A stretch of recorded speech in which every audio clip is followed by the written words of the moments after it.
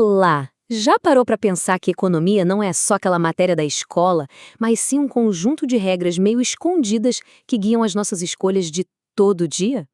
Pois é, desde o que a gente come no café da manhã até as grandes decisões de um país, tudo é guiado por esses princípios. Vamos juntos desvendar essas regras? Então, vamos começar com uma pergunta que, olha, todo mundo já se fez em algum momento. Por que a gente simplesmente não pode ter tudo o que quer? Essa questão, por mais simples que pareça, é o ponto de partida de toda a ciência econômica. E a resposta para isso tudo está numa única palavra: escassez. É um conceito bem simples, mas muito, muito poderoso.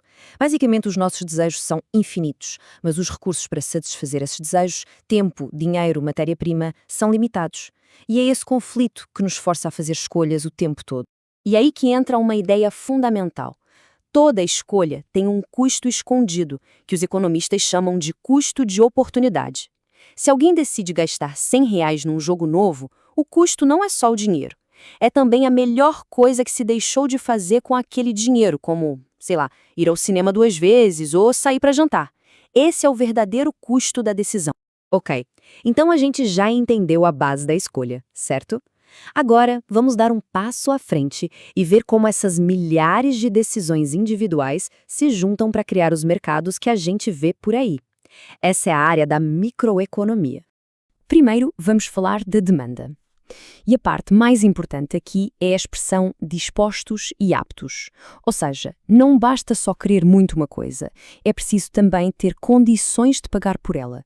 A demanda mede exatamente isso, o quanto as pessoas querem e podem comprar de algo dependendo do preço. Olha só esse exemplo do gelado, ele é perfeito para ilustrar a lei da demanda. Quando o preço está mais baixo, a R$ 5, a quantidade que as pessoas compram é maior. Agora, se o preço dobra para R$ 10, a procura cai pela metade.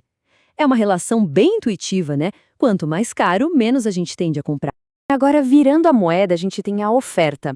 Isso aqui é o ponto de vista de quem vende, dos produtores. É a quantidade de um produto que as empresas querem e conseguem colocar no mercado, também variando conforme o preço.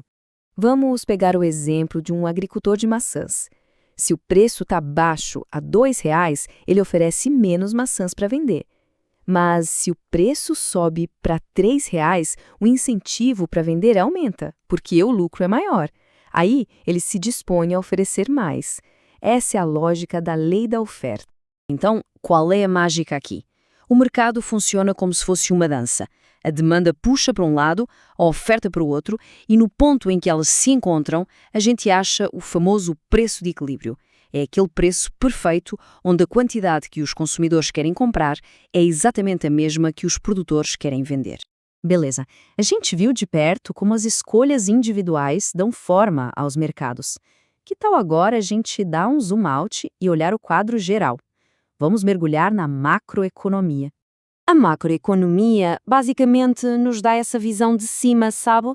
Em vez de focar no preço de uma única maçã, a gente passa a olhar para os grandes indicadores que medem a saúde de um país inteiro: crescimento econômico, inflação, desemprego, o panorama completo.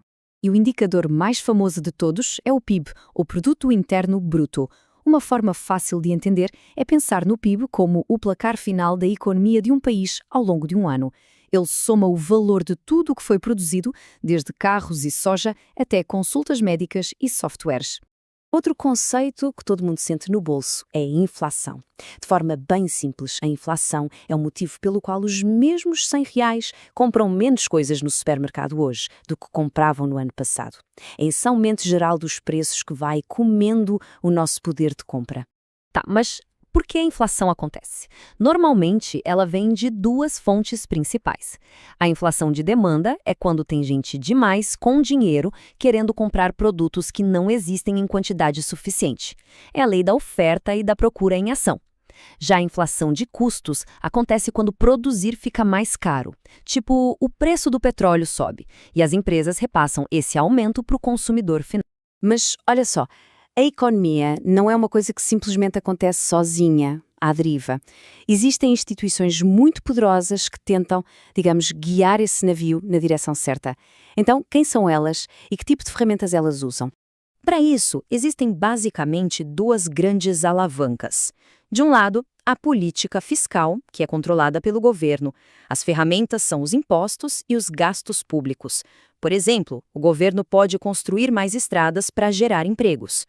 Do outro lado, tem a política monetária, que fica nas mãos do Banco Central. A principal ferramenta aqui são as taxas de juro, usadas para controlar a inflação e o ritmo da economia. Certo, a gente falou de uns conceitos bem grandes, né? PIB, política monetária. Mas a pergunta que fica é, e daí? Como é que isso afeta a vida real, o nosso bolso no dia a dia? Vamos conectar esses pontos agora.